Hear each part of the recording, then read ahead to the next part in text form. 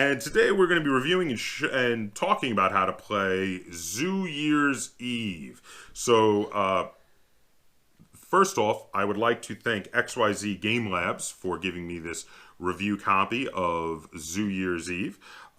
This game is produced by XYZ Game Labs, and it is for 2 to 6 players, 15 minutes, and ages 6 and up. So the game, I believe, in its final production copy is going to be coming in a little tin, but then inside it has this little wallet. I was given it in an envelope. It's kind of a preview, pre-release version that was given to me but I understand the rest of it's going to be basically the same, except for the lack of the tin. This was given to me as a review copy when I went to PAX Unplugged. So now what you got here is you got this little wallet, which definitely makes this a travel game. I mean, this thing easily fits in a pocket. I mean, look at that, right in the shirt pocket. Very easy. The little wallet has literally everything inside, the components and the rules. So if I pull out here, we have some cheat sheets here. We've got 4 cheat sheets. So if you're playing 6 players, there will need to be some sharing on the cheat sheets. And then we have the rules. Now the rules fold out into this one two-sided kind of scroll almost. I don't know what you call this. It's a fold-out pamphlet. Mm-hmm. Would you call it a pamphlet? Yeah. But it's like a vertical pamphlet kind of thing. And then you've got the cards. So the cards have all different kinds of animals on them. You have penguins. You have giraffes. You have monkeys. You have elephants. And there's actually some different illustrations for some of the animals, which is pretty cool. You have, like, here's a different monkey here.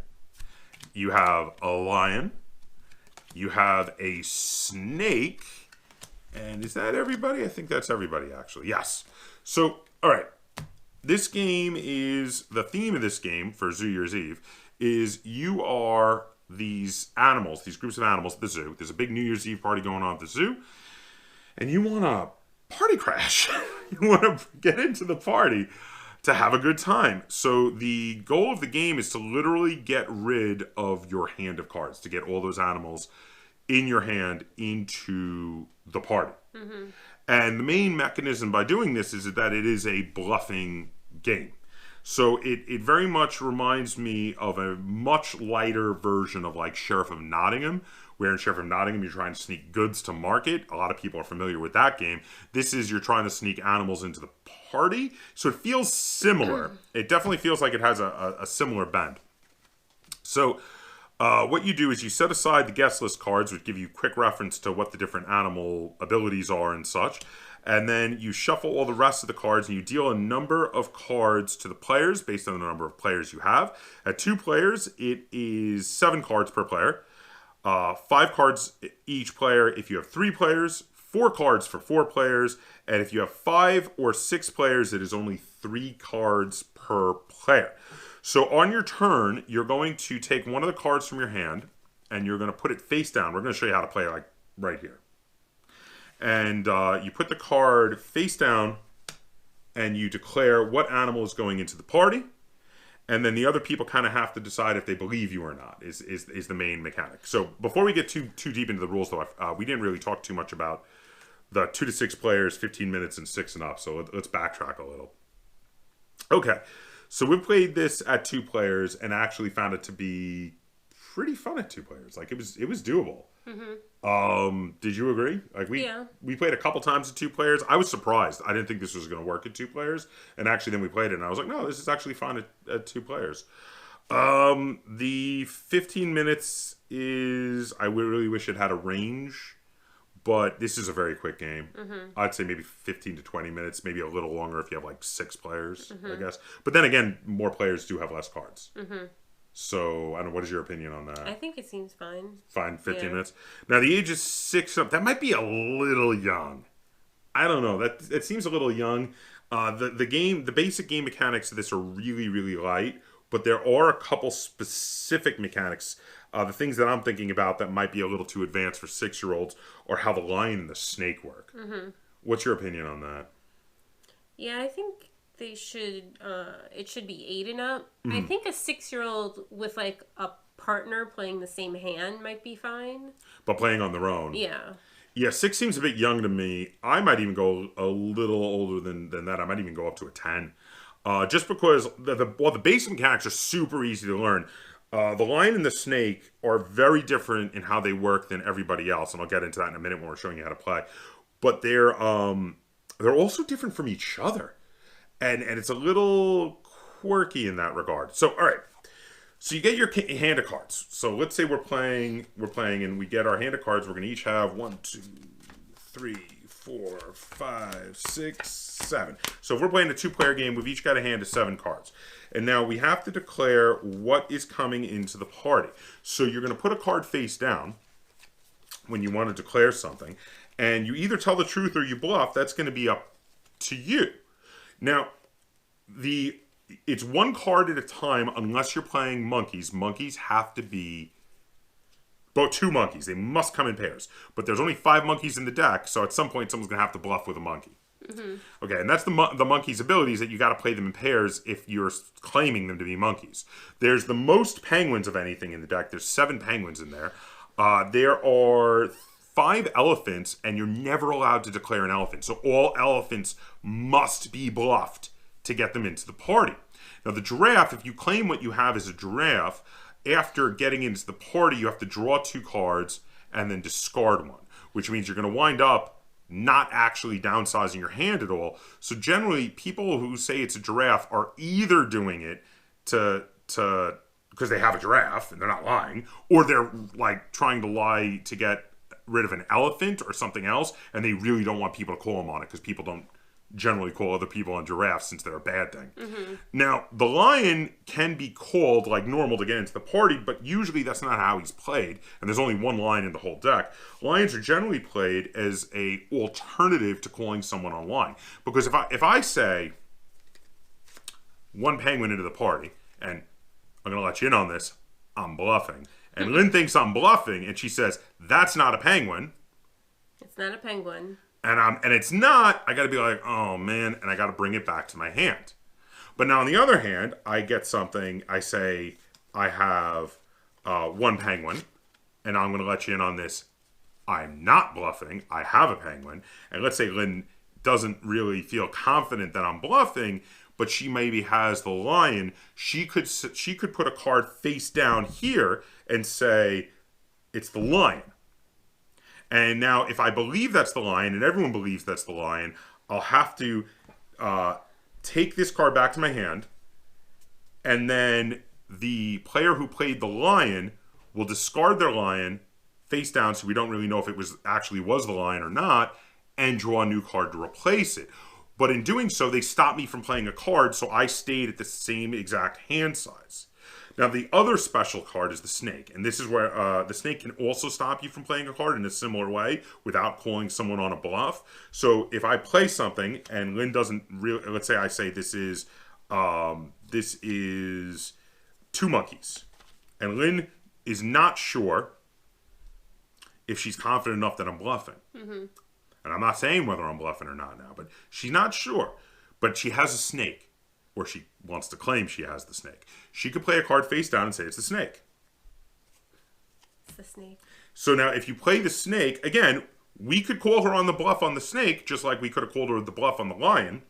But if we don't, if we really believe she does have the snake, or if we call her on it and she reveals it, and it is the snake, then we all will discard our cards, and then we each draw 1 card to replace them. Which, yes, by the way, if you had the monkeys, discarding 2 monkeys and drawing 1 card means you will still have 1 less card. Mm-hmm. So you got to be careful on calling the snake on people who call monkeys, because they are still going to get rid of at least 1 of their 2 cards.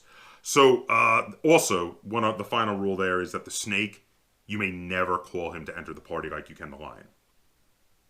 Other than that, you just play cards until you can get rid of your whole hand. First person to get rid of their hand wins the game. So, to give you an example, like I might say, and we'll do a little here, 2 monkeys. And then what would you do? I have a snake.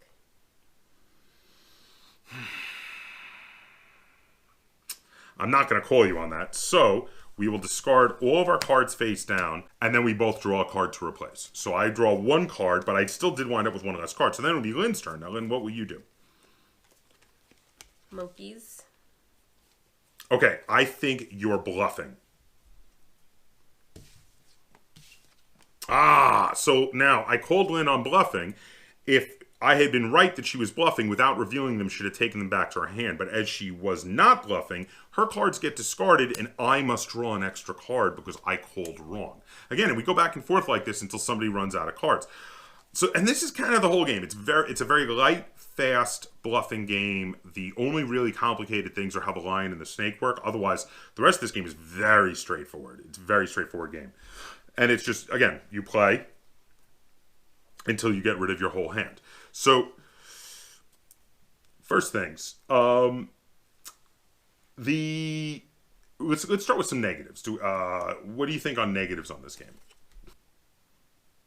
I don't enjoy bluffing games. It's Yeah, I know it's not the game's fault. It's just I just don't enjoy bluffing games. So you're not a bluffing game person, and that is a granted. So we're gonna viewers, you're gonna have to take Lynn's rating with a grain of salt, knowing the fact that she's not a fan of bluffing games. If you're a fan of bluffing games, you automatically would be higher than she is on any bluffing game. That's true. Other than that, though, do you have any negatives for it, other than the fact that it's based on a mechanic you're not a fan of? No, I mean it's really fast, and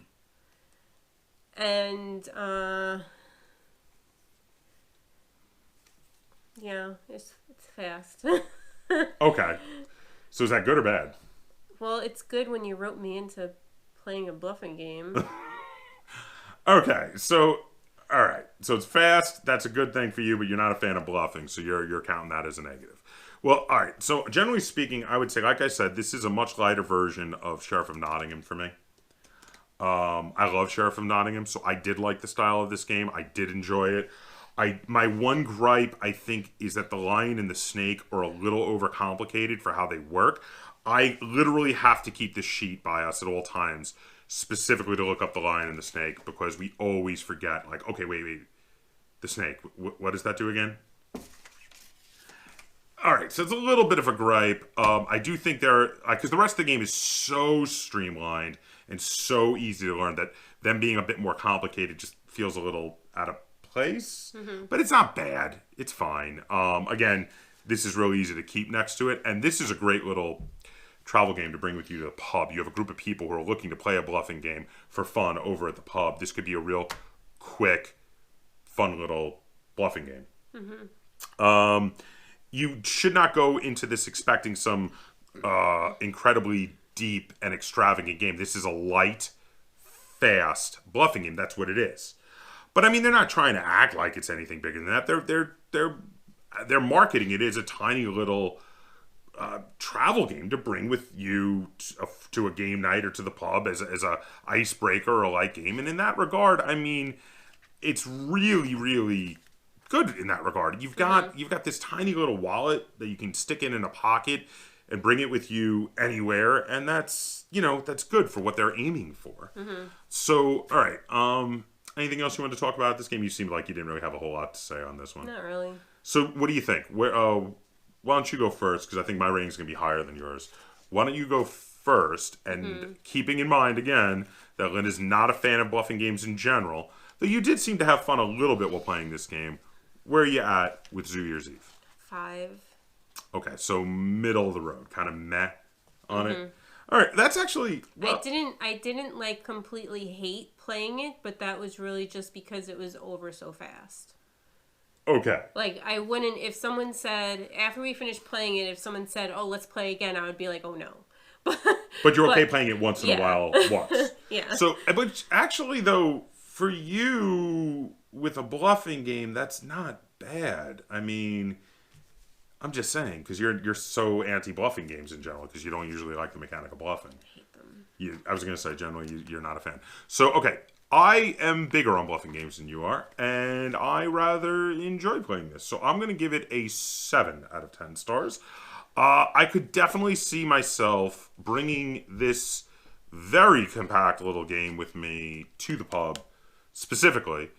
Especially with people who want to drink and play a lighthearted game. Again, because this is a very light game, very lighthearted. Bring it to the pub, play it over a few beers. I think that's a cool idea. Or bring it to a game night, play it over a few whiskeys or beers or both. This is definitely a good game to laugh it up and yuck it up while you're drinking. Like I do that with Sheriff of Nottingham too. And I like bluffing games for that because they tend to evoke laughter, especially when people get called out on bluffing and get caught. You tend to get some laughter around the table. So yeah, I'm going to give it 7 out of 10 stars, and you gave it 5. So there you have it. That's 1 thumb up. It's a 1 thumb up review from us here at the Board Game Captain. I kind of liked it. Lynn's not as much of a fan, but she's not usually a fan of bluffing games. So there you have it. If you have any comments, questions, or concerns, either on this video or on the game of Zoo Year's Eve, feel free to put them in the comments down below. And if you enjoyed this review and you'd like to see us do more like it, be sure to give this video a like, share it on all forms of social media, and if you haven't already, please subscribe to the Board Game Captain. That's Captain spelled with a K on YouTube. And until next time, game on.